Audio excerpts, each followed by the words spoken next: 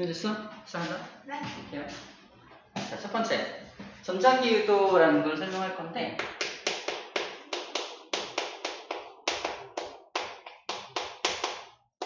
우리 지난 시간에 배웠던 게 기억이 나는지 모르겠는데, 구리 알죠? 구리 가지고 뭐 만드는지 알아요? 구리? 편의점 만들어요. CU라고. 어쩌네요. 재밌게 시작하자고. 구리로 뭐 만든다고요? 다시. CU. 아, 이거 말고 그냥 농담이고요. 구리로 만드는 게 뭐다? 구리. 이런 전선들. 이 전선들을 구리로 만들어요. 전기가 되게 잘 통하는 물질이기 때문에 그렇습니다. 자, 두 번째. 그럼 이런 구리는 자석에 붙어요, 안 붙어요? 안 붙어요. 자석에 안 붙는 물질을 뭐라고 부르죠? 반자성. 그렇죠. 반자성체. 네가 말한 거지? 네. 뻥도 잘 쳐. 반자성체. 다시 말해서 전자기유도 바로 구리의 반자성이라는 성질을 이용합니다. 무슨 말이냐면 구리가 자석에 붙지 않는 이유가 뭐였어? N극을 가져가면 제가 N극을 만들죠. 밀원을 위해서 N극을 만들죠. 자, 그런 성질입니다. 그래서 한번 볼게요.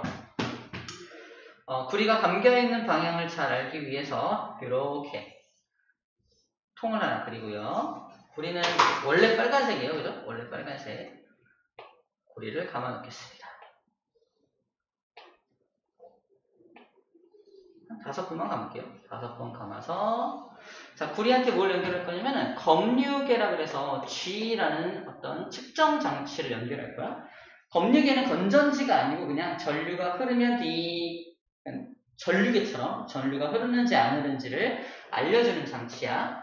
그리고 어느 방향으로 흐르는지 알기 위해서 여기다 A를 찍고요. 여기다가 B를 점을 찍습니다. 이렇게 해놓고 째려봐요. 째려보면 잘했어요. 째려보면 전류가 흐르나요? 전류가 흐를 이유가 없죠. 도선 감아놓은 걸 째려본다고 전류가 흐를 이유가 없잖아. 근데 여기다 뭘 하냐면은 위에서부터 자석을 가까이 붕 가져오는 일을 합니다. 붕 가져오는 거야. 자석 도선 있으면 붕 하는 거야. 그럼 여기 전류가 지 흐릅니다. 우와! 전류가 흐르는 오, 전류가 흐르는 그 전류가 유도된 전류, 그래서 유도전류라고 말하는 거예요. 유도전류. 전류가 흘러요. 너 왜 전류 흘려? 그러면은 바로 요겁니다. 구리의 반자성 성질 때문에. 잘 봐.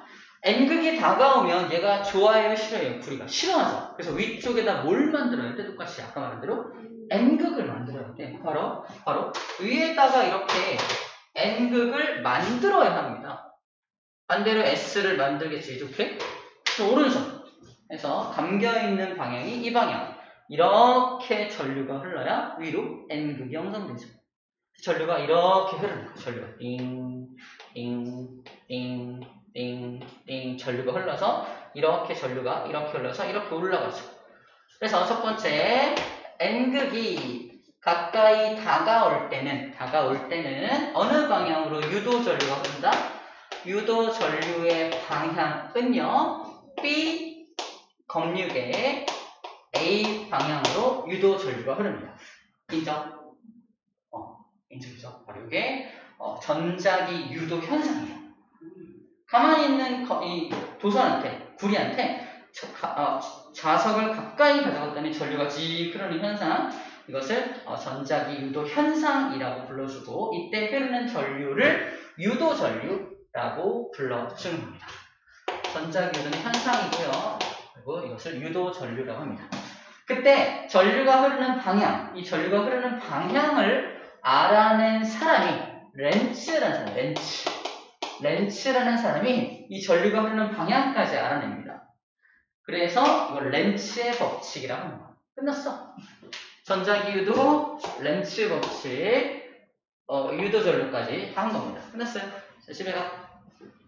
얼마 안 하네? 꺼낸 거 있냐? 재미없어요. 그러니까 재밌어요. 더 해야 돼요. 아직 재밌는 게 안 나왔다? 네. 자, 이제 할 겁니다. 재밌는 거. 자, 구리한테 쌤이 어떤 별명을 붙였냐면요. 맞춰봐.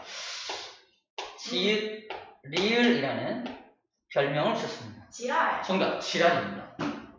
물론 방송에서 쓸 용어는 아니지만 지랄 맞아요. 지랄 맞아요. 얼마나 지랄 맞으냐면 구리의 성질이 지랄이에요. 되게 지랄 맞아요. 좀 여자를 비유하고 싶진 않은데 사랑하는 사람이 생겼어요. 그동안 이제 썸을 타고 있던 사이야. 그래서 사실 나 너 좋아해. 다가가요. 좋아해. 그러면 뭐야 꺼져. 밀어내요. 나 지금 구리처럼. 뭐야 꺼져. 아닌가 보다. 돌아서 간다? 어떻게 해? 병신. 진짜 가네? 저 다시 잡아요. 진짜 가냐? 바보냐? 뭐 이런 거 있죠. 뭐 이런 느낌이요. 그건 아직 잘 모르겠죠. 어려서 혹시 여러분들 그런 경험이 없잖아요. 그래서 봐봐. N극이 다가오면 싫어하니까 N극 만들자. 그래서 N극이 도망가. 갈게 알았어. 가면 될 거 아니야? 갑니다. 거꾸로 가요. 도망가면 어떻게 될까? 또 가냐? 그래서 여기다 S를 만들어서 땡깁니다. 이번에.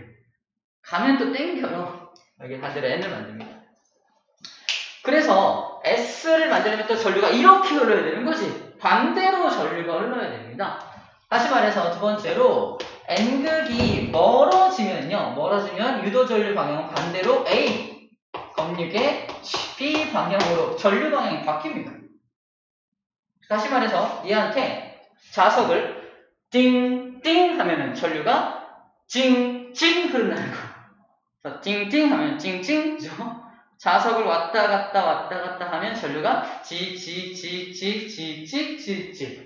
흐르게 된다는 겁니다. 이런 전류를 왔다 갔다 하는 전류라고 표현을 해요.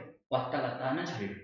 왔다 갔다 하는 전류, 이렇게 왔다 갔다 하는 전류가 유도가 되는 거지. 자석을 왔다 갔다 함에 따라서 왔다 갔다 하는 전류가 유도가 됩니다. 이 왔다 갔다 하는 전류를 얼터너티브한 커런트라서 AC 전류라고 하고요.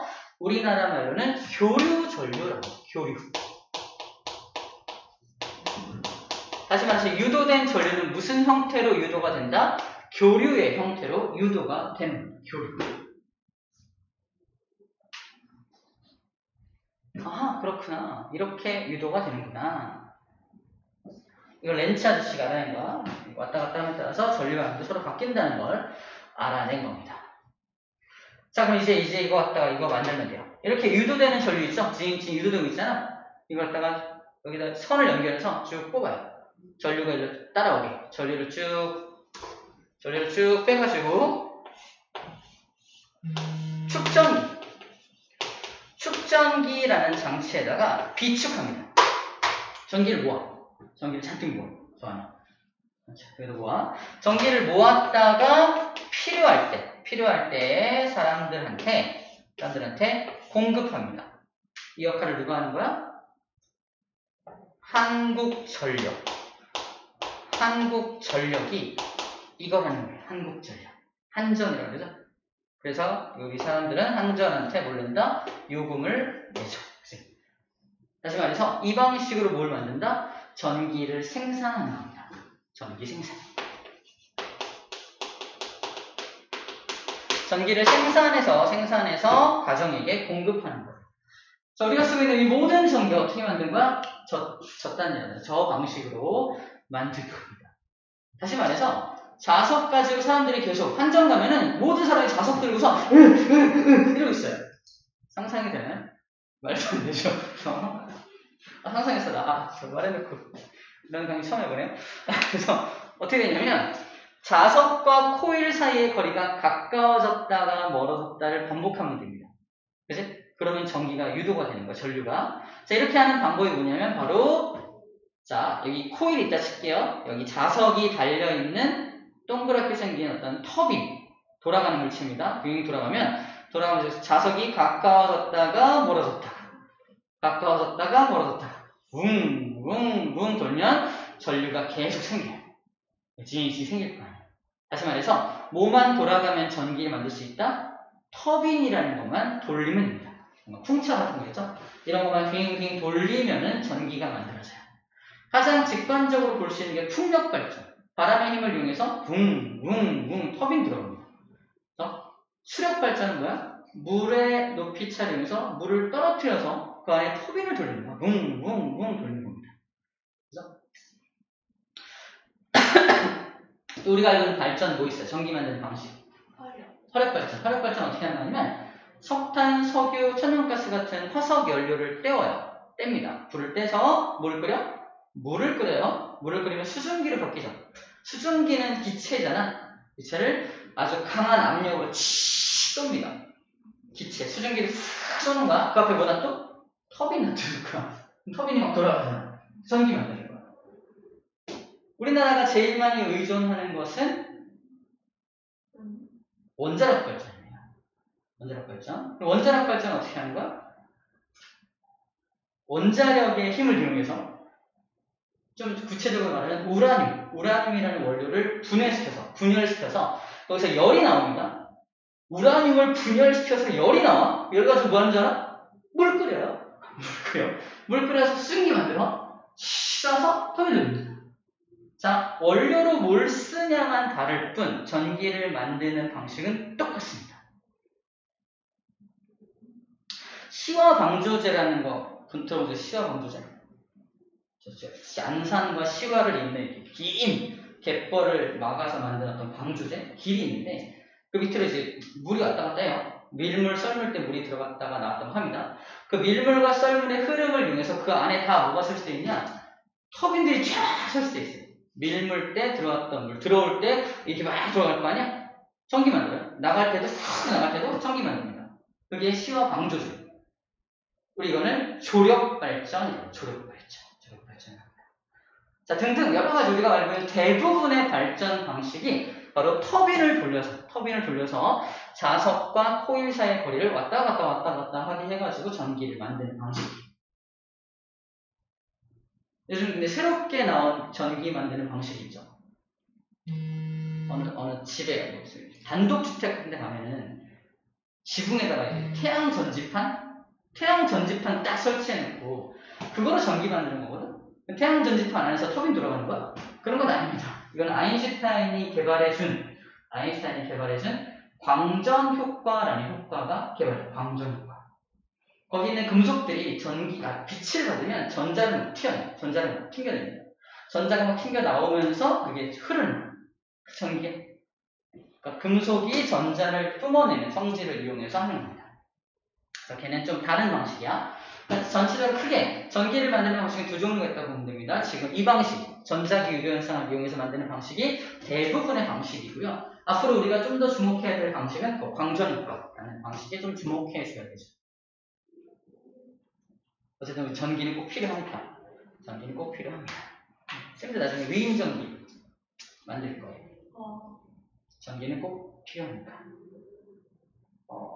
좀 이렇게 혼란스러운 것 같은데 위인전기는 그 전기가 아니고 아니죠? 안 되네.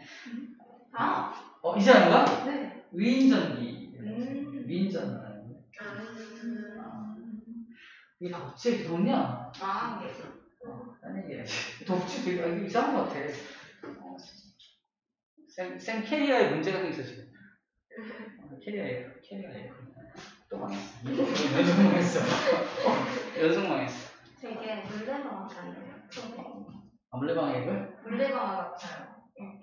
이렇게 들어가는 거 아니에요? 이게 뭐지? 지금 전기가? 물 이렇게 막 이렇게. 맞아, 물레방아.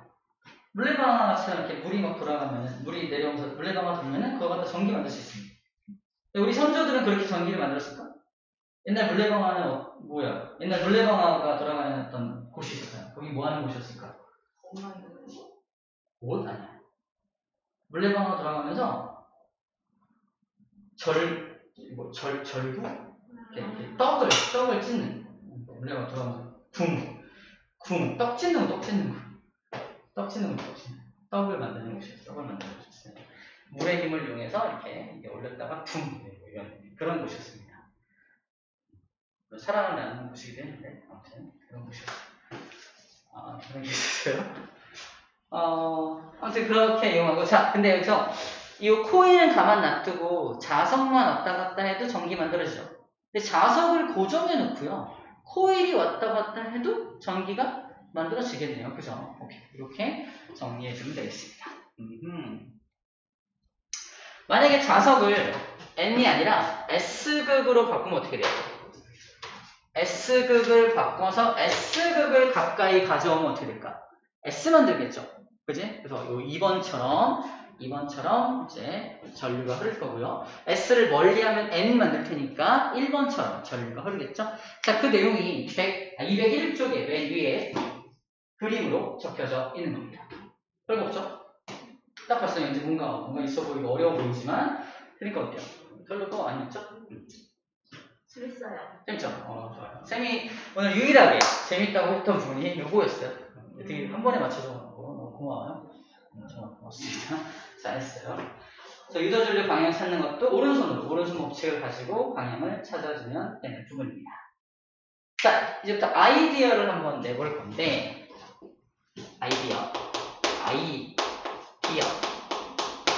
아이디어를 내볼 거예요. 이 유도 전류를 더 많이 흐르게 할 수 있는 방법은 뭐가 있을까요? 많이 감기. 정답. 코일 감은 수를 더 많게 하면 됩니다. 코일을 빽빽하게 막 감아 놓으면 더 그냥 같은 애들이 더 많이 모여 있으니까 더 많은 전류를 유도할 수 있습니다. 오케이. 자, 두 번째, 또 어떻게 하면 전류가 많이 생깁니까? 자기장의 세기를. 맞아. 이 자기장의 세기를 더 센 녀석을 사용합니다. 쉽게 말하면 더 센 자석, 더 센 자석을 이용하면 됩니다. 한 가지 방법이 더 있어요. 겁나 빠르게. 자석을 천천히 하는 게 아니라 지뢰 같은 코일이 있다고 칩시다. 코일 한번 해줘. 천천히 자석이 가. 눈이 점점 이렇게 커지죠.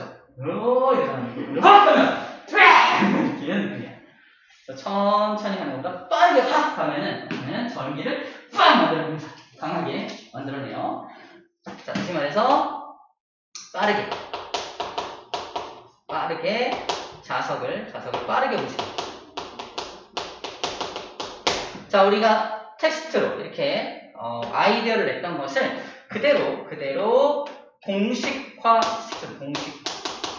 공식으로 만들 거야. 공식으로. 이 공식이 무슨 공식이냐면 바로 패러데이 전자기 유도 법칙 공식이에요.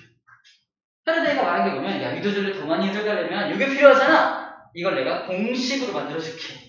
그죠? 자, 공식을 만들려면 기호가 필요하죠. 그래서 가문수 몇 번 담았냐? 1번입니다. 가문수를 무슨 기호로 쓰냐면 넘버. 단순하죠? 넘버. n이라고 표현할 겁니다. 자, 그 다음에 중요한 거. 전류가 흐르려면 우선시 되어야 하는 녀석이 있어요. 전류가 흐르기 위해서는 이게 먼저 생겨야 돼. 전자? 아니. 양공? 너무 어렵게 갔어. 중2 버전으로 얘기해봐. 너도 할 수 있어. 중2 버전으로 전류를 흐르게 하는 능력. 이걸 읽어야 돼. 이것의 정의가 전류를 흐르게 하는 능력이야. 전기력? 들으면 그럴걸? 기호로 결정적이다. V라고 표현합니다. V. 1번은 똑같이. 정답. 전압. 전류를 흐르게 하는 능력을 전압이라고 해요. 전압. 그래서 유도 전류를 흐르게 하기 위해서는 전압이라는 게 먼저 생겨나야 돼. 전압. 그래서 봐봐, 이런 느낌이야. 자석을 가까이 가져가면 유도 전류가 찌익 흐르잖아. 근데 그 전에 자석을 가까이 가져가면은 전압이 먼저 발생돼서 유도 전류를 찌익 흐르게 만드는 거예요. 바로 그 전압의 세기가 세면 셀수록 전류도 더 많이 흐를 거 아니야? 이 패러데이가 말한 게 뭐냐면 그 전압에 집중, 전압. 유도 전류가 얼마나 많이 흐르냐 보다도 이 전압이 얼마나 많이 생기냐. 자, 이 전압을 패러데이는 뭐라고 말했냐면 우리나라 사람이야 기전력이라고 말했습니다. 우리나라 사람이라는 거는 뻥이고요. 기전력은 한자죠. 기자가 만들 기자입니다. 전기를 만들어내는 힘이라는 뜻이에요. 전기를 만들어내는 힘, 다른 말로 전압을 뜻합니다. 그래서 먼저 우선시돼야 되는 걸 다른 말로 뭐라고 하냐면요, 유도 기전력이라고 말합니다. 다시, 자석을 가까이 가져가면 뭐가 먼저 생긴다? 유도 기전력이 먼저 발생이 되고 그거에 맞춰서 유도 전류가 흐르는 거예요. 자, 저 유도 기전력을 공식화시키는 겁니다. 유도 기전력. 유도 기전력이 크게 발생되면 유도 전류도 많이 흐르겠죠. 그 뜻이야. 그래서 유도 기전력을 우리는 뭐라고 부르냐면 전압의 의미를 담고 있기 때문에 이거를 V라고 표현합니다. 그래서 우리 처음 왼쪽에 나와 있는 공식에 뭐라고 써 있어? V는 이라고 써 있어.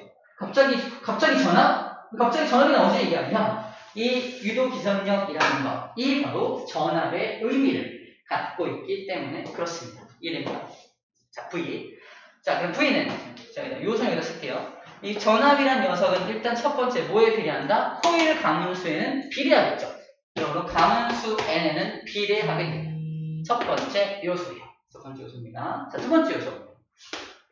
자, 이 전압이란 녀석은 자, 더 센 자석일수록 더 많은 전류가 흐르겠죠. 자, 더 세다라는 거, 이거 여기서 좀 시간을 좀 투자를 해야 되는데, 자, 더 세다, 더 센 자석이라는 뜻은 이런 겁니다. 봐봐. 얘를 N급으로 바꿔볼게요. N급. 얘는 약한 자석이야. 약한 자석이라서 얘한테서 나오는 자기력선을 한번 생각해. 자기력선. N극에서 항상 자기력선이 나가는 거 하나 나왔어. 하나는 여기를 통과합니다. 징. 나머지 두 개는 징 이렇게 하는 거. 오케이? 자, 다시 말해서 멀리 있을 때는 이 구리선의 입장에서 생각해봐. 구리 입장에서 멀리 있을 때는 얘 때문에 내 속 안을 통과하는 자기력선이 몇 개야? 한 개죠? 한 개였어. 자, 이 자기력선 수에 주목하십시오. 멀리 있을 때는 한 개였습니다. 근데 가까이 쭉 다가오니까 자기력선 수가 몇 개로 바뀌냐면요. 가까이 이만큼 다가올게요. 이렇게 다가오면은 하나는 이렇게 당연히 지나가죠. 나머지 두 개도 터졌던 게 이렇게 자기 안을 지나가게 됩니다. 그죠? 다시 말해서 멀리 있을 땐 자기력선 수가 하나만 지나갔는데 가까이 오니까 무려 몇 개 지나가? 3개가 지나가죠. 그죠? 이걸 싫어하는 거야. 자, 코일을 왜 지나가는 성질이 나타난다? 다가오니까 싫어. 이렇게 말했잖아. 다가오니까 싫어. 근데 다가오니까 왜 싫어? 물어보면 다가오면 자기력선 수가 많아지잖아. 라고 말합니다. 자, 코일이 점점 말을 많이 해요. 그치? 코일한테 너 왜 싫어해? 제가 다가오면 자기력선 수가 갑자기 많아지잖아. 나 변하는 거 싫어. 날 자꾸 건들지 마. 그래서 가까이 다가오면 자기 몸을 통과하는 자기력선, 아래쪽으로 통과하는 자기력선 수가 많아지니까 다시 거꾸로 너 꺼져! N극, 지가 N극을 만들어서 자기력선을 발생시켜서 늘어난 걸 없애려고 노력하는 거야. 싫어, 나 없앨래! 그래서 위에 N극을 만드는 겁니다. 조금 디테일하게 들어갔어. 이렇게 해서 그래서 위에 N극을 만들어서 자기력선을 위로 발생시켜서 성세시키려는 노력을 하는 거예요. 그게 코일이 하는 역할입니다. 자, 자기력선 수를 이제 기호로 파이라고 표현합니다. 읽을 때 파이라고 있습니다. 파이를 자기력선 수라고 표현을 해요. 자기력선의 수. 이렇게 자기력선 수가 변했잖아. 이거를 델타 파이라고, 자기력선 수의 변화, 델타 파이라고 불러주는 거예요. 자, 이게 첫 번째 내용이라면, 더 센 자석을 이용한다라는 것은 이걸 의미합니다. 더 센 자석은 처음부터 자기력선 수가 되게 많아요. 자, 이게 두 번째 경우야. 처음부터 자기력선 수가 2개가 자기 몸속을 지나가고 있었어. 근데 가까이 다가오니까 자기력선이 몇 개로 증가해? 6개로 증가하죠. 보이네? 그럼 자기력선 수의 변화가 몇 개가 돼? 델타 파이가. 아까는 델타 파이가 2였죠? 지금 델타 파이가 얼마가 돼? 4가 되죠. 델타 파이가 클수록 더 센 유도 기전력이 생긴다 라고 정리할 수 있습니다. 자, 우리 초중등 버전 또는 고1까지의 버전은 더 센 자석을 이용하면 유도질료가 많이 흘러요 이거였다면, 이제 조금 발전해서 더 센 자석을 이용한다는 건 자기력선 수의 변화량이 더 클수록 더 많은 유도 전류가 흐릅니다라고 말한다는 거죠. 다시 말해서 더 센 자석의 의미는 뭐다? 델타 파이를 의미합니다. 델타 파이를 의미한다는 건 정확하게 설명했던 거야. 그럼 델타 파이와도 무슨 관계야? 비례 관계죠? 델타 파이와도 유도 기전력은 비례 관계를 가지게 됩니다. 자, 빠르게 움직인다는 건 같은 거리, 같은 이동 거리를 움직임에 있어서 시간이 어떻다? 짧을수록, 그죠? 시간이 짧아야 더 빠른 거잖아요. 그래서 얘는 시간으로 치환돼요. 시간의 변화량으로 치환됩니다. 빠르게 움직인다는 건 시간의 변화, 델타 t로 치환됩니다. 세 번째 요소입니다. 빠르게 움직인다는 건, 자, 시간이 짧을수록 빠른 거잖아. 시간이 짧을수록 더 많은 전기가 유도가 되겠죠? 반비례 관계. 유일하게 반비례 관계를 갖고 있는 게 바로 세 번째 델타 t. 델타 t랑은 반비례 관계를 갖고 있습니다. 이 세 가지를 묶어서 공식화시킨 녀석이 바로 유도 기전력, 바로 패러데이 전자 유도 법칙 공식이 되겠습니다. 정리하세요. V는, 자, 얘가 다가오면 걔를 밀어내는 방향으로 만들고, 멀어지면 땡기는 방향, 서로 반대되는 방향으로 만들지, 항상 반대되는 방향이다라는 뜻으로 마이너스를 붙여요. 방향이 방향. 마이너스는 방향이야. 방향이 반대로 만들어져 라는 뜻이에요. 마이너스. 그 다음에 n, 가문수에 비례하죠. 가문수에 n에 비례하고요. 델타 파이에도 비례합니다. 하지만 델타 t에는 반비례하죠. 이게 유도기전력 공식이 되겠습니다. 단위는 볼트입니다. 전압의 개념을 갖고 있기 때문에 단위는 볼트를 사용하게 됩니다. 이쁘게 이렇게 만드시죠. 아, 그렇구나. 이해를 해주면 되겠습니다. 자, 이렇게만 나오면 딱 좋겠죠. 한 단계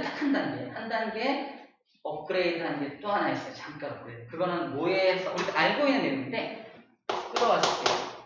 자, 기억이 나나 모르겠는데 N극과 S극이 있을 때 N극에서 자기력선이 나가고 S로 들어가죠? N에서 나가고 S로 들어가고, N에서 나가고 들어가고, 나가고 들어갑니다. 그죠? 그때 쌤이 설명할 때 뭐 설명이냐면, 야, 요 면적, 이만큼의 면적과 이만큼의 면적, 같은 면적이야, 그지? 같은 면적인데 A가 자기장이 세, B가 자기장이 세. B가 자기장이 세죠. 그래서 양극에 더 많은 철가루가 막 달라붙어요. 더 많은 철가루가 달라붙습니다. 자기장이 더 이쪽이 센, 그럼 자기장이 더 센 이유가 뭐야? 자기력선이 더 많이 지나가기 때문이잖아. 같은 면적에 자기력선이 더 많이 지나가기 때문입니다. 그래서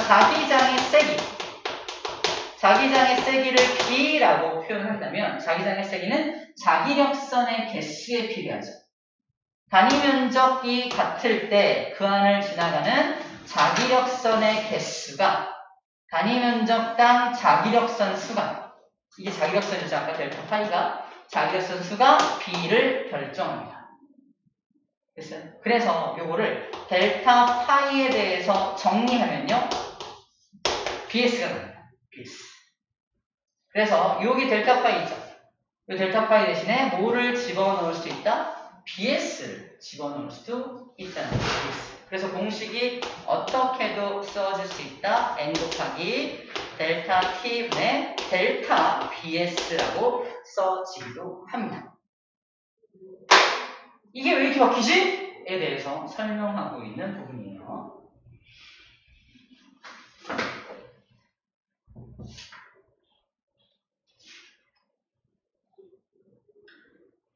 물론 우리 책에도 이렇게 써 있어요. 그러니까 델타는 파이는 BSC라고 써 있죠. 이렇게입니다. 써 있어. 근데 왜 파이가 BS인지 이유는 안 쓰고 있어요. 그냥 파이가 BS지.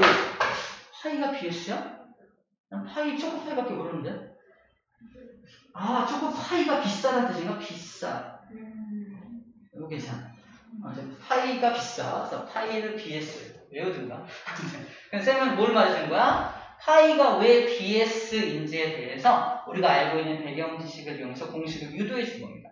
그죠? 그것도 함께 기억해야 어떤 공식으로 문제가 출제가 되더라도 우리가 풀 수 있어야 되고, 문제에서 내가 위의 공식만 외우고 갔는데 유도 기전력을 구해라 해놓고서 시간 주고 가문수 준 다음에 갑자기 자기장에 세기하고 답문 적어줘요. 델타 파이를 안 주세요. 그럼 안 줘! 어떻게 구해요? 그러면 안 되지. 델타 파이 대신에 B하고 S를 주더라도 구할 수 있어야 한다는 겁니다. 무슨 말인지 알겠지? 문제에서 주어지는 조건이 뭘 주어질지 모르기 때문에 모든 공식을 다 유도할 수 있어야 한다는 얘기를 합니다. 오케이.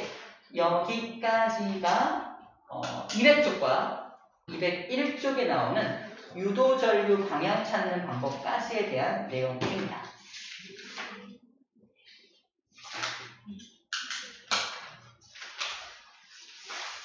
뒤에도 있네요. 있어요. 자, 이제 잠깐 머리 좀 식히고요. 그다음에 이제 PPT를 활용하여, 화면을 활용하여 나머지 내용을 정리해 주도록 하겠습니다.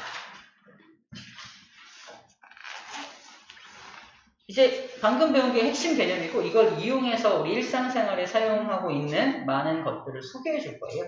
이미 많이 사용하고 있어요.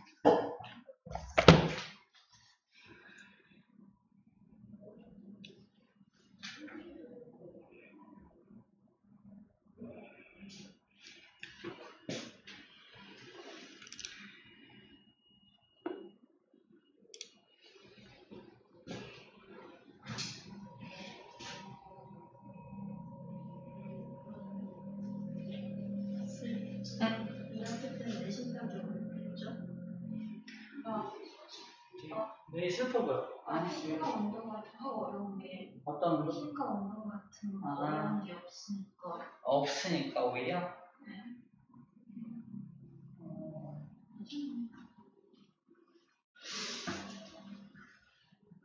볼까죠?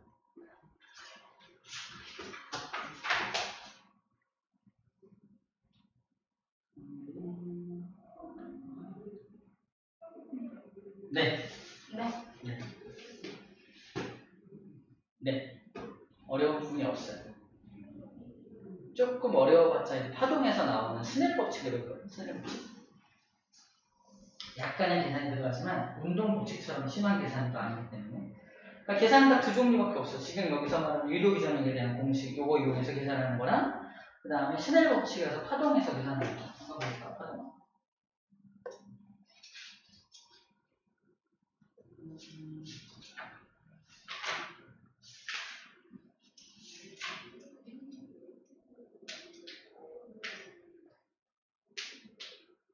음. 240쪽? 240쪽하고 255쪽. 240쪽과 255쪽에 살짝 무슨 모분의 모형이 나오죠? 사인이 나오네요. 사인이 나오지만 사인만 나오니까 괜찮아요. 그리고 277쪽 보면은 바로 아까 얘기했던 태양 전지판의 원리도 나옵니다. 거기서 얼마만큼의 전기가 만들어지는지도 이 계산식을 가지고 또 풀어내는 것도 배웁니다. 이게 어마어마하게 어려운 내용은 사실 아니고, 앞에 운동 파트처럼 진짜 너무 어렵게 출제되진 않을 거예요.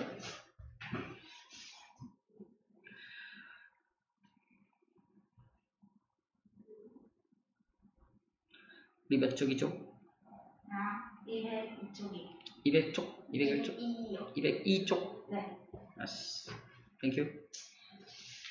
잊지 않을게.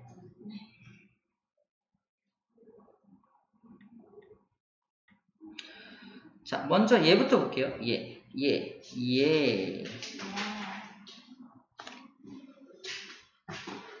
얘가 많이 나옵니다. 하겠습니까?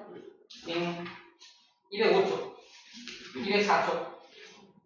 균일한 자기장, 뭐 이런 포란색 거 나오죠, 이런 거. 이제 계속 나오죠. 넘겨봐. 206쪽 또 나오죠. 포란색. 209쪽. 균일한 자기장 겁나 많이 나오죠. 그죠? 자, 이거를 풀기 위해서 필요한 배경식입니다. 근데 우리가 방금 배웠던 거랑 똑같아요. 다른 건 볼 거 없고. 네, 말만 들어.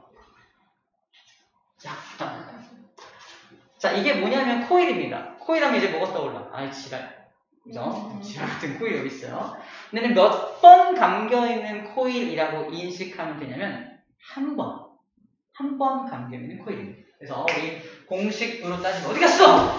하시면, n이 1인 거예요. n이 1이 들어가야 된다. 나중에 여기 유도되는 유도 전류를 구해라면 n에다 1 집어넣고 구하면 돼요. 한 번 감긴 거니까. 자, 1번을 째려봐요. 전류가 흐를 이유가 있나요? 아니죠. 근데 1번을 어디다 집어넣냐? 2번처럼 이 균일한 자기장 영역에 슬슬 집어넣습니다. 균일한 자기장은 X 쳐져 있죠. 무슨 말이지? 자기장이 칠판 속으로 들어가고 있다는 뜻입니다. 기억 안 나? 네네. 기억나지? 네. 화살을 쌤이 이렇게 했잖아. 화살을 뒤에서 바라봤을 때 X로 보인다, 그지? 근데 앞에서 바라보면은 이렇게 보인다, 이렇게 보인다 했잖아.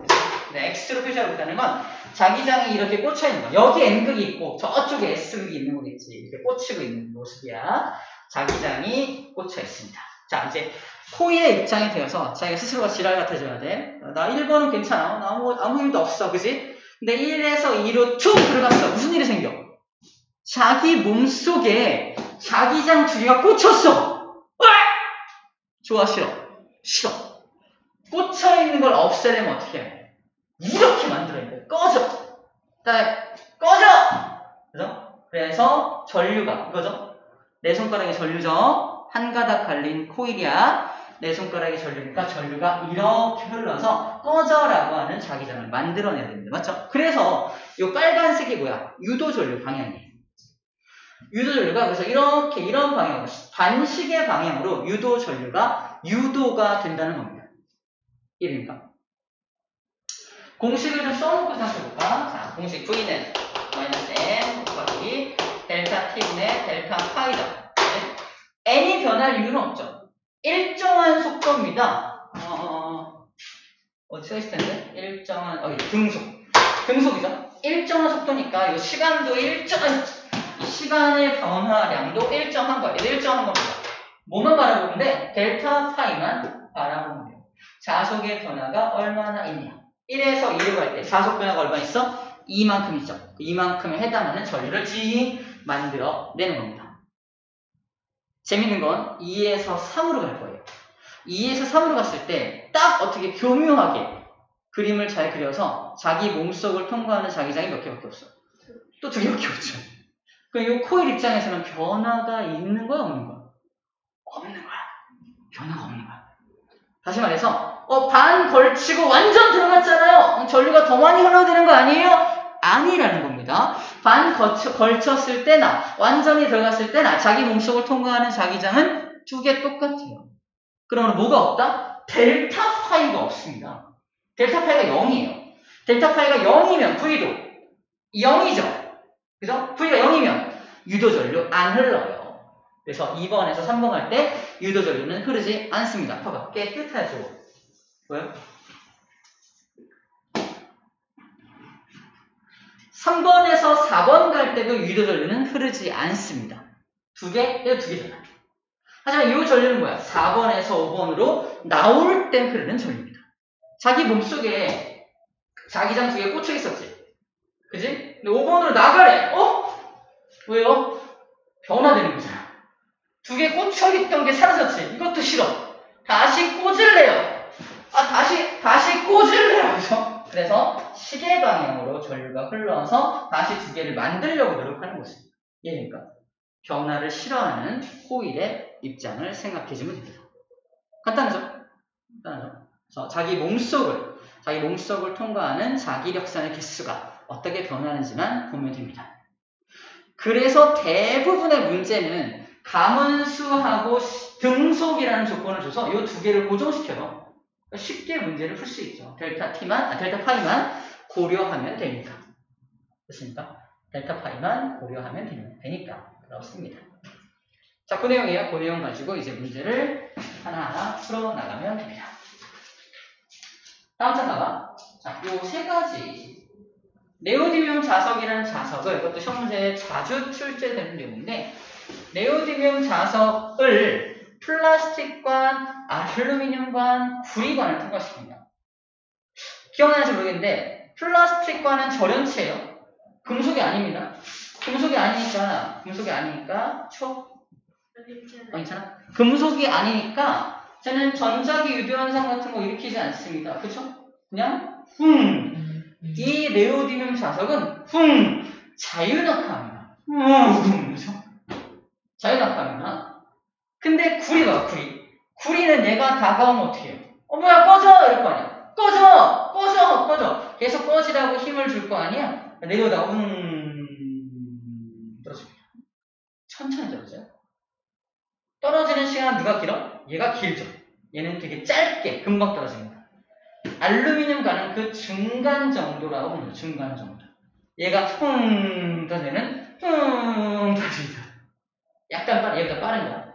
얘도 약간의 전자기 유도 현상이 일어난다라고 생각하면 됩니다. 정리해볼게요. 그래서 낙하 시간의 차이. 그래서 뭐라고 써있어? 낙하 시간은 플라스틱관이 제일 짧아요 라고 되어 있는 거예요. 그 다음에 얘가 제일 길어요. 구리관이 제일 길어요. 시간입니다. 시간이 제일 길어요. 시간이 길다는 건 천천히 느리게 떨어진다는 이야기니까. 자, 그 이유에 대해서 설명해 주고 있는 거고요. 그러고 있네요. 그래서 유도전류세기가, 즉 전자기도 현상이 더 많이 일어난 녀석이 더 천천히 떨어진다. 봐봐. 자, 이제 에너지적인 관점에서 바라본다면 이 네오디뮴 자석과 바닥 사이의 거리는 다 동일해요. 무슨 말이야? 이 녀석의 포텐셜 에너지가 모두 똑같습니다. 바닥에 다 도착하죠? 자, 그럼 얘는 포텐셜 에너지가 뭐로 전환되는 거야? 운동 에너지로 전환되는 겁니다. 그래서 포텐셜이 만약에 100이라고 쳐볼게요. 운동도 100으로 마지막에 변해서 떨어집니다.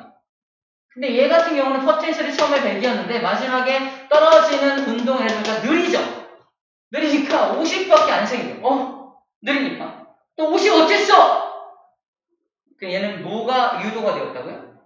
유도 전류. 다시 말해서 전기 에너지 형태로 50이 바뀐 거예요. 전기 에너지 형태로 50이 변화가 된 겁니다. 전기 에너지. 그래서 이 역학적 에너지가 전기 에너지로도 변화가 되는 것을 여기서 이야기하고 있는 부분이에요. 에너지 보존 법칙은 성립되어야 하기 때문에 얘는 지금 전기가 안 만들어지니까 모든 포텐셜이 모두 운동 에너지로 전환된다면 얘와 얘 같은 경우는 일부가 전기 에너지로 전환이 되는 겁니다. 이해하시겠죠? 근데 부채는 자석이 다가오면 더 이렇게 끌어들이려고 하잖아요. 반대 극형이면서 그러면 플라스틱관보다 알루미늄관이 더 낙하 시간이 짧아야 되는 거예요. 알루미늄이 부채가 도체는 우리가 도체는 전기가 통한다는 걸 말합니다. 네. 강자 성체를 말하는 게 아니야. 자성체. 삼자성체네요. 상자성체죠. 네. 맞아. 알루미늄은 상자성체인데 여기는 유도전류가 상자성체에도 유도전류가 생성된다라고 되어 있어요. 상자성체에도 유도전류가 생성이 된다. 저기 구리관에 더 센 유도전류가 발생한다고 되어 있죠. 그래서 알루미늄도 약간의 전자기 유도 현상이 일어난다라고 생각해야 될 것 같습니다. 그러니까 반자성체에게만 유도전류가 생기는 게 아니라 상자성체에게도 유도전류가 발생될 수 있다라고 봐야 될 것 같네요. 좋은 질문이었습니다. 먼저 에너지적인 측면에서 이렇게 해석할 수 있다라는 이제 눈을 좀 길러준 겁니다.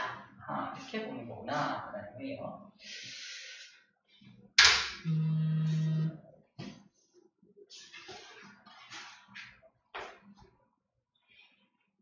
자, 여러분 잠깐 쉬었다 합시다. 잠깐 쉬었다가 전자기 유도를 이제 이용해서 어떻게 생활에 이용되고 있는지를 정리해 보도록 할게요.